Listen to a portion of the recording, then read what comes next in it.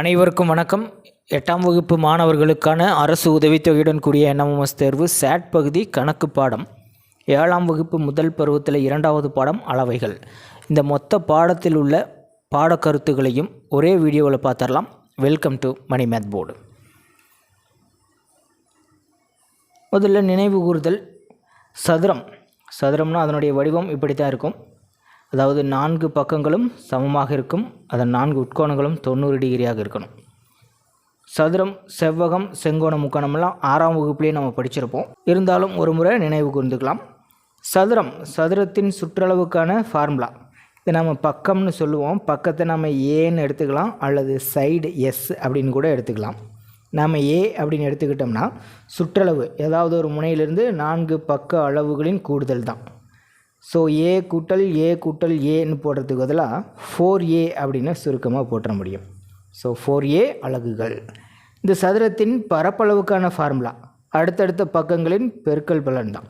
இப்போ a into a, பக்கம் into பக்கம் அப்படின்னு சொல்லலாம். அப்படி இல்லைன்னா a² சதுர அலகுகள். சுற்றளவுனா அலகுகளில் சொல்லணும், பரப்பளவுனா சதுர அலகுகளில் தான் சொல்லணும். அடுத்தது செவ்வகத்தின் வடிவியல் உருவம் இப்படி தான் இருக்கும். எதிரெதிர் பக்க அளவுகள் சமமாகவும் உட்கோணங்கள் 90 டிகிரியாகவும் இருக்கணும். இப்போ நீளமான பக்கத்தை நம்ம நீளம் ஸ்மால் லெட்டர் L அப்படின்னு எடுத்துக்கலாம். இது அகலம் ஸ்மால் லெட்டர் B. இப்போ சுற்றளவுன்னு பார்த்தீங்கன்னா L கூட்டல் B, இன்னொரு L கூட்டல் B. இப்போ 2 டைம்ஸ் L கூட்டல் B இருக்கு இல்லையா? ஸோ 2 இன்ட்டு L + B அலகுகள். பரப்பளவு உட்கோணங்கள் 90 டிகிரியாக இருக்கும்போது அடுத்தடுத்த பக்கங்களின் பெருக்கற்பலன் தான் பரப்பளவு. ஸோ LB, Lலும் Bயும் பெருக்கணும். LB சதுர அலகுகள். அடுத்த வடிவம் செங்கோண முக்கோணம். இந்த சதுரத்தின் பாதி, அதாவது மூளை விட்ட வாக்கில் 2ஆக பிரிக்கணும். அப்படி இல்லைன்னா செவ்வகத்தின் பாதி அப்படின்னு சொல்லலாம். பாருங்கள், இது 90 டிகிரியாக இருக்கணும். செங்கோண முக்கோணம்னா 3 கோணங்களில் ஏதாவது ஒரு கோணம் 90 டிகிரியாக இருக்கணும். அடிப்பக்கம் பேஸ் ஸ்மால் லெட்டர் B. இது உயரம் ஆங்கிலத்தில் ஹைட். ஸோ ஸ்மால் லெட்டர் Hல சொல்லணும். இப்போ சுற்றளவு அப்படின்னு பார்த்தீங்கன்னா 3 பக்கங்களின் கூடுதல் தான். பரப்பளவு BH, இதில் பாதின்னு சொன்னோம் இல்லையா? அதனால் ஆஃப் BH சதுர அலகுகள். அளவைகள் டாப்பிக்கை பொறுத்த வரைக்கும் வடிவங்கள், அந்த வடிவங்களின் அளவுகள், எந்த ஆங்கில எழுத்தால் அந்த அளவுகளை குறிக்கணும், சுற்றளவு மற்றும் பரப்பளவுக்கான ஃபார்முலாஸ் கண்டிப்பாக மெமரி பண்ணிக்கணும். அந்த ஃபார்முலாஸ் எப்படி வந்தது அப்படிங்கிறது ஓரளவாவது புரிதல் இருக்கணும். அப்போ தான் அந்த ஃபார்முலா உங்கள் கண்டிப்பாக நினைவில் இருக்கும். ஃபார்முலா தெரிஞ்சால் போதும், அளவுகளை பிரதியிட்டிங்கன்னா அளவைகள் டாப்பிக்கை பொறுத்த வரைக்கும் எளிமையாக கணக்குகளை செய்துவிட முடியும். இது வரைக்கும் பார்த்தது எல்லாமே 6ஆம் வகுப்பில் நீங்கள் படித்தது தான் ஒரு முறை ரீகால் பண்ணணும். 7ஆம் வகுப்பு முதல் பருவம் அளவைகளில் என்னென்ன வடிவியல் உருவங்கள்லாம் கொடுத்துருக்காங்கன்னா, இணைகரத்தின் பரப்பளவு சுற்றளவு, சாய் சதுரத்தின் பரப்பளவு சுற்றளவு, சரிவகத்தின் பரப்பளவு சுற்றளவு, ஒரு 3 வடிவங்கள் தான் கொடுத்துருக்காங்க. இப்போ இணைகரம் அப்படின்னா அதனுடைய வடிவம் எப்படி இருக்கும்? அதாவது செவ்வகம், அந்த வடிவம் தான். செவ்வகம் 90 டிகிரியிலேருந்து விலகி இருக்கும்போது நமக்கு இணைகரத்தின் வடிவம் கிடைக்கும். பாருங்கள், இதை கட் பண்ணி இந்த பக்கம் வச்சிங்கன்னா சேம் செவ்வகம் நமக்கு கிடைச்சிரும். இப்போது இந்த அளவு அடிப்பக்கம் B. இந்த அடிப்பக்கத்திலேருந்து அதனுடைய எதிர்ப்பக்கத்துக்கு இடைப்பட்ட செங்குத்து தொலைவு தான் நமக்கு வேணும். அப்போ தான் பரப்பளவு கண்டுபிடிக்க முடியும், H. இப்போது ஒரு இணைகரத்தின் பரப்பளவு கண்டுபிடிக்கணும்னா கண்டிப்பாக இணைகரத்தின் அடிப்பக்கமும் உயரமும் தேவை. செவ்வகத்தை போல தான் இணைகரத்திலையும் எதிரெதிர் பக்க அளவுகள் சமமாக இருக்கும். இப்போ இணைகரத்தின் சுற்றளவுக்கான ஃபார்முலாக என்னவாக இருக்கும்? இப்போ இணைகரத்தின் சுற்றளவுக்கான ஃபார்முலா 4 பக்கங்களின் கூடுதல் தான். இணைகரத்தின் பரப்பளவுக்கான ஃபார்முலா BH சதுர அலகுகள். அதாவது அடிப்பக்கத்தையும் உயரத்தையும் பெருக்கணும், பெருக்கி சதுர அலகுகளில் சொல்லணும். இணைகரத்தின் சுற்றளவு கண்டுபிடிக்கணும்னா அதனுடைய அடிப்பக்கம் இந்த பக்க அளவும் அதனுடைய எதிர்ப்பக்கமும் சமமாக இருக்கும். அதே மாதிரி இந்த 2 பக்க அளவுகளும் சமமாக இருக்கும். இணைகரத்தின் சுற்றளவு கண்டுபிடிக்கணும்னா அடுத்தடுத்த 2 பக்க அளவுகள் தெரிஞ்சால் போதும் சுற்றளவு கண்டுபிடிச்சிட முடியும். ஆனால் பரப்பளவு கண்டுபிடிக்கிறதுக்கு அடிப்பக்கமும் அதனுடைய எதிர்பக்கத்துக்கு இடைப்பட்ட செங்குத்து தொலைவு, அதாவது உயரமும் தெரியணும். இப்போ இணைகரத்தில் ஒரு 2 கணக்குகள் பார்க்கலாம். படத்தில் உள்ள இணைகரத்தின் சுற்றளவு பரப்பளவு காண்க. இப்போ இணைகரத்தின் சுற்றளவு நமக்கு தெரியணும்னா அடுத்தடுத்து 2 பக்க அளவுகள் தெரிஞ்சால் நமக்கு போதுமானது. அடுத்தடுத்த பக்க அளவுகள் என்னது? 13 சென்டிமீட்டர், இது ஒரு 7 சென்டிமீட்டர். இப்போ இது 13 சென்டிமீட்டர்னா, அதாவது PQ 13 சென்டிமீட்டர்னா அதனுடைய எதிர்ப்பக்கம் SR இதுவும் 13 சென்டிமீட்டராகத்தான் இருக்கணும். QR 7 சென்டிமீட்டர்னா SP இதுவும் 7 சென்டிமீட்டராகத்தான் இருக்கணும். அப்போ 4 பக்க அளவுகளின் கூடுதல் எல்லாத்தையும் கூட்டுங்க, 40 சென்டிமீட்டர் அப்படின்னு நமக்கு கிடைக்கும். இது NMMS எக்ஸாம் தான், ஃபார்முலா எழுதி நம்ம நீட்டாக எழுதணும் அப்படின்னு அவசியம் கிடையாது. ஜஸ்ட் ஒர்க் அவுட் பண்ணி பார்த்தா போதுமானது. இப்போ சுற்றளவு கண்டுபிடிச்சிட்டோம் 40 சென்டிமீட்டர். பரப்பளவுக்கான ஃபார்முலா என்னது? BH சதுர அலகுகள். அடிப்பக்கம் நம்ம 13 சென்டிமீட்டர் எடுத்துக்கணுமா அல்லது 7 சென்டிமீட்டர் எடுத்துக்கணுமா அப்படிங்கிற ஒரு குழப்பம் வரும். இந்த இணைகரத்தில் 3 அளவுகள் கொடுக்கப்பட்டிருக்கு. இந்த 13 சென்டிமீட்டர் அப்படிங்கிறதும் 7 சென்டிமீட்டர் அப்படிங்கிறதும் பக்க அளவுகள். இப்போ 10 சென்டிமீட்டருங்கிறது பார்த்திங்கன்னா இந்த 2 பக்கங்களுக்கு இடைப்பட்ட செங்குத்து தொலைவு. அப்போ இதுதான் H அப்படிங்கிறது நமக்கு ஈஸியாக கெஸ் பண்ணிட முடியும். இப்போ H சமம் 10 சென்டிமீட்டர். இப்போ அடிப்பக்கம் PQவா அல்லது QR அப்படிங்கிற டவுட் வரும். இப்போ இதுதான் அடிப்பக்கம், இதில் உங்களுக்கு குழப்பமே வேண்டாம். 13 சென்டிமீட்டர்னால் நமக்கு உயரம் இப்படி வந்திருக்கணும். இந்த எதிர் பக்கங்களின் செங்குத்து தொலைவு வந்திருக்கணும். செங்குத்து தொலைவு 10 சென்டிமீட்டர் அப்படிங்கும்போது அடிப்பக்கம் கண்டிப்பாக 7 சென்டிமீட்டர் தான். B சமம் 7 சென்டிமீட்டர். இப்போ 2 அளவுகளையும் பெருக்கினா போதும். B 7 சென்டிமீட்டர், உயரம் 10 சென்டிமீட்டர். தேர்ஃபோர் 70 சதுர சென்டிமீட்டர் அல்லது 70 சென்டிமீட்டர் ஸ்கொயர், எப்படி வேணாலும் சொல்லலாம். இப்போ 40 சென்டிமீட்டர், 70 சதுர சென்டிமீட்டர். ஃபஸ்ட்டு சுற்றளவு சொல்லணும் 40, அடுத்தது தான் 70 சென்டிமீட்டர் ஸ்கொயர். So option 1. இரண்டாவது கேள்வி, பரப்பளவு 368 சதுர சென்டிமீட்டர் மற்றும் அடிப்பக்கம் 23 சென்டிமீட்டர் அளவுகள் கொண்ட இணைகரத்தின் உயரம் காண்க. இப்போ முதல்ல இணைகரத்தின் பரப்பளவுக்கான ஃபார்முலா எடுத்து எழுதிக்கலாம். BH சதுர அலகுகள். இப்போ பாருங்கள், பரப்பளவு, அடிப்பக்கம், உயரம் ஆகிய 3 அளவுகளின் தொடர்பு இதுதான். இப்போ இணைகரத்தின் பரப்பளவு நமக்கு கொடுத்துட்டாங்க 368. இப்போ அதுக்கு நேராக 368 அப்படின்னு எடுத்து எழுதிக்கலாம். B அப்படிங்கிறது அடிப்பக்கம். அடிப்பக்கம் எவ்வளோ? 23 சென்டிமீட்டர். உயரமும் அடிப்பக்கமும் பெருக்கல் இருக்குது. ஸோ பெருக்கல் குறி. உயரம் நாம் தான் கண்டுபிடிக்கணும். ஸோ H அப்படியே வச்சுக்கலாம். இப்போ H என்ற அளவு வேணும்னா பேலன்ஸ் இருக்கிற அனைத்து அளவுகளையும் சமக்குறிக்கு ஆப்போசிட் சைடு அனுப்பிடணும். H மட்டும்தான் ஒரு புறமாக இருக்கணும். இப்போ 23 அந்த பக்கம் அனுப்பிடலாம். 23 பெருக்கல்ல இருக்குது, சமக்குறிக்கு ஆப்போசிட் போகும்போது வகுத்தல் ஆயிரும். இப்போ 368ஐ 23ஆல் வகுக்கணும். 368 வகுத்தல் 23 கண்டிப்பாக மீதியின்றி வகுப்படும். அப்படி இல்லைன்னா வகுத்தலை நீங்கள் தவறு செஞ்சுருக்கீங்க அப்படின்னு அர்த்தம். ஓர் 23 23, 36ல் 23 போயிடுச்சுன்னா 13. அடுத்த நம்பர் இறக்கி எழுதணும்னா 138. இங்கே 8ன்னு இருக்குது. ஸோ 3வது வாய்ப்பாட்டில் 8 6ல் தான் வரும். ஸோ 6 3 18 இல்லையா? 3 18, மிச்சம் 1, 1 6 6, 2 6 12, 12 1 13, 16 முறை இருக்குது. ஆகவே H சமம் 16 சென்டிமீட்டர். 16 சென்டிமீட்டர். ஆப்ஷன் 4. பாருங்கள், உங்களை குழப்பறதுக்காக மீட்டரில் கொடுத்துருக்காங்க. ஸோ சென்டிமீட்டர் அதே அலகுல தான் நம்ம சொல்லணும். அடுத்த வடிவம் சாய் சதுரம். சாய் சதுரத்தின் வடிவத்தை இந்த 2 முறைகளில் சொல்லலாம். ஒரு சதுரமானது அதனுடைய 90 டிகிரிலேருந்து விலகும்போது நமக்கு சாய் சதுரம் கிடைக்குது. சாய் சதுரத்தில் 4 பக்க அளவுகளும் சமமாகத்தான் இருக்கும். இது அடிப்பக்கம். சாய் சதுரத்தின் அடிப்பக்கம் B அப்படின்னு எடுத்துக்கலாம்.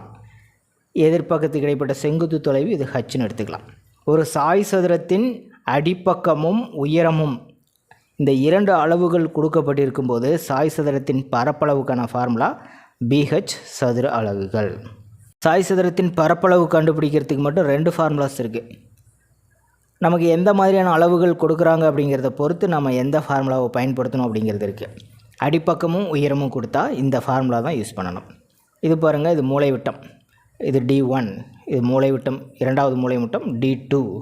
இப்போ D1 D2 அளவுகள் கொடுக்கப்பட்டிருந்தா, அதாவது சாய் சதுரத்தின் 2 மூலைவிட்ட அளவுகள் கொடுக்கப்பட்டிருந்தா formula 1/2 into D1 into D2 சதுர அலகுகள். சாய் சதுரத்தின் சுற்றளவு ரொம்ப எளிமை தான். 4 பக்க அளவுகளும் சமம் அப்படின்னு சொல்லிட்டோம். ஏதாவது ஒரு பக்க அளவு தெரிஞ்சால் போதும், அதை 4ஆல் பெருக்கிட்டா சுற்றளவு நமக்கு கிடைச்சிடும். அளவுகளை பொறுத்த வரைக்கும் அந்த வடிவியல் உருவம், அதற்கான பண்புகள், ஒவ்வொரு அளவையும் நம்ம எந்த லெட்டர்ஸில் குறிப்பிடுவோம் அதெல்லாம் நீங்கள் கெஸ் பண்ணிக்கிட்டாவே அதனுடைய ஃபார்முலா உங்களுக்கு ஈஸியாக வந்துடும். சாய் சதுரத்தில் ஒரு 2 கணக்குகள் பார்க்கலாம். கேள்வி எண் 3, 8.5 சென்டிமீட்டர் அடிப்பக்கமும் 5.2 சென்டிமீட்டர் உயரமும் உடைய சாய் சதுரத்தின் பரப்பளவு என்ன? அடிப்பக்கம் அப்படின்னா அது கண்டிப்பாக பின்னு தான் எடுத்துக்கணும். இப்போ பி சமம் 8.5 சென்டிமீட்டர். உயரம் ஹச்ன்னு எடுத்துக்கணும். ஹச் சமம் 5.2 சென்டிமீட்டர். ஒரு சாய் சதுரத்தின் அடிப்பக்கமும் உயரமும் கொடுக்கப்பட்டால் சாய் சதுரத்தின் பரப்பளவுக்கான ஃபார்முலா BH சதுர அலகுகள். அப்போ ரெண்டையும் பெருக்கணும், அவ்வளோதான். 8.5 பெருக்கல் 5.2 தசம எண்களாக இருக்குது. ஸோ கேர்ஃபுல்லாக பெருக்கணும். 2 10 மிச்சம் 1, 2 8 16 16 1 17 5 25 மீதி 2 8 40 42 42.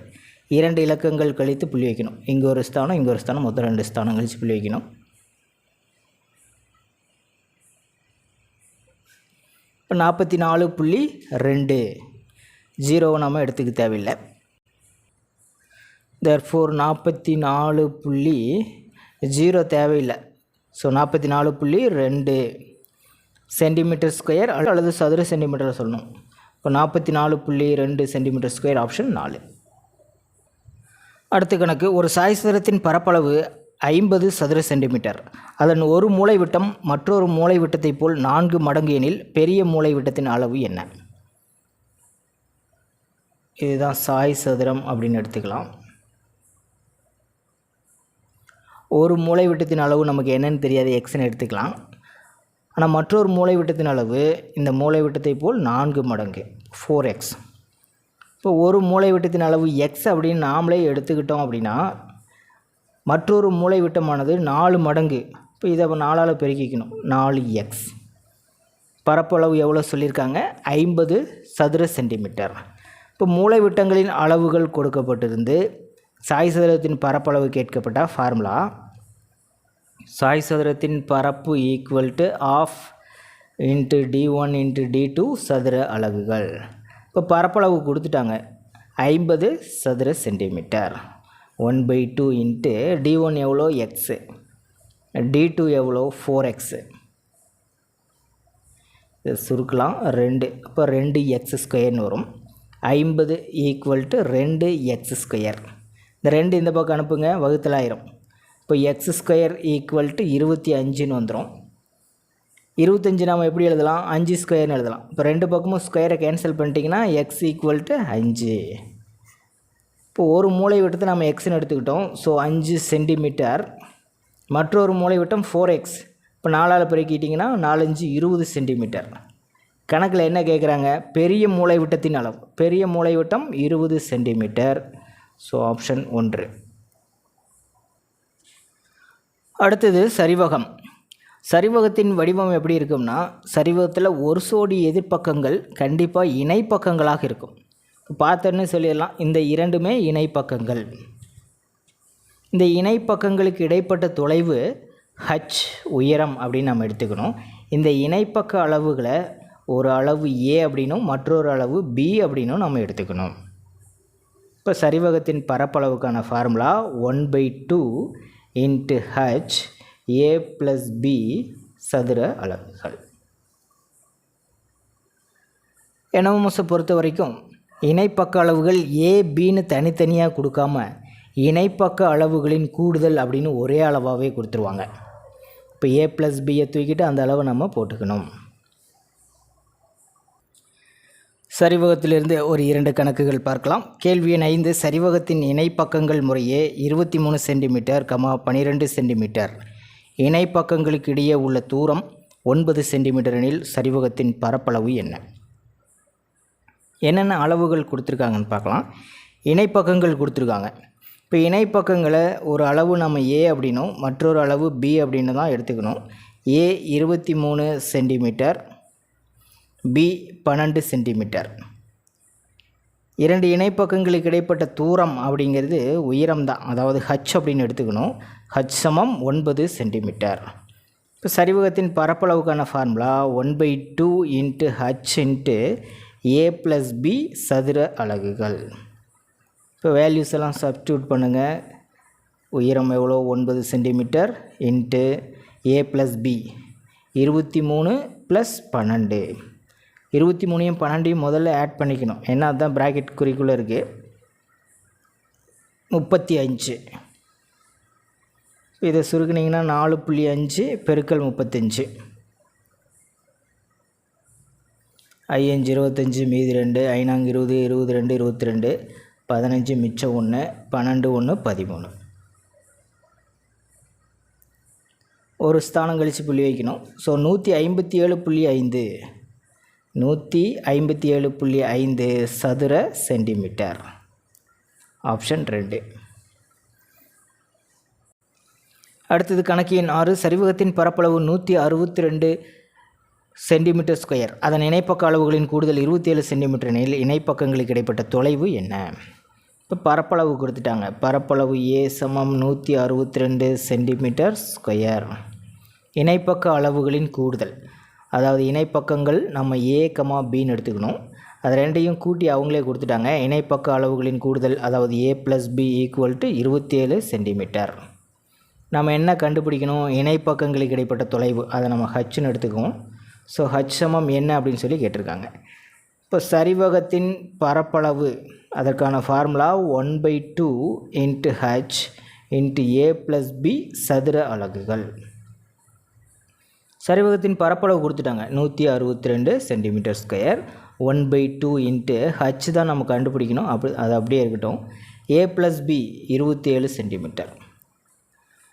இப்போ ஹச் மட்டும் சமக்குறிக்கு ஒரு புறமாக வச்சுக்கிட்டு மீதி எல்லாத்தையும் ஆப்போசிட் சைன் அனுப்பணும். வகுத்தல் இருக்குது, இப்போ பெருக்கல் ஆகிடும். பெருக்கல் இருக்குது, சமக்குறிக்கு ஆப்போசிட் சைடு வரும்போது வகுத்தல் ஆயிடும். முதல்ல 162 27ஆல் வகுத்துக்கலாம். 7ஆவது எப்படி சொல்லுங்கள்? 6 7 42. ஸோ 6ன்னு போட்டு பார்க்கலாம். 6 7 42 மீதி 4, 2 6 12, 12 ஒரு 4 16. ஸோ 6 முறை இருக்குது. 6 பெருக்கல் 2 சமம் 12. ஆகவே ஹச் சமம் 12 சென்டிமீட்டர். ஆப்ஷன் 2. கேள்வி எண் 7 பொறுத்துக. இணைகரத்தின் பரப்பளவு. இணைகரத்தின் பரப்பளவுக்கான ஃபார்முலா BH சதுர அலகுகள். சாய் சதுரத்தின் பரப்பளவு 2 ஃபார்முலா இருக்குது. BH சதுர அலகுகள் சொல்லலாம், 1/2 இன்ட்டு D1 இன்ட்டு D2 சதுர அலகுகள் சொல்லலாம். ஸோ இதுதான். நீர்ப்பாசன கால்வாய் சரிவகத்தின் வடிவத்தில் இருக்கும். சரிவகத்தின் பரப்பளவுக்கான ஃபார்முலா 1/2 இன்ட்டு ஹச் இன்ட்டு ஏ ப்ளஸ் பி சதுர அலகுகள். டைமண்ட் கிராசிங் அப்படின்னா சாய் சதுரத்தின் வடிவம் தான். இது ஒரு முறை என்எம்எம்எஸ் தேர்வில் கேட்டிருந்தாங்க. டைமண்ட் கிராசிங் சாய் சதுரம். அவ்வளோதான். 7ஆம் வகுப்பு முதல் பருவம் அளவைகள் பாடத்திலிருந்து கொடுக்கப்பட்டிருந்த மொத்த பாடக்கருத்துக்களையும் ஒரே வீடியோவில் பார்த்துட்டோம். மற்றொரு பாடத்தின் பாடக்கருத்துக்களை பற்றி அடுத்த வீடியோவில் பார்க்கலாம். தேங்க்யூ.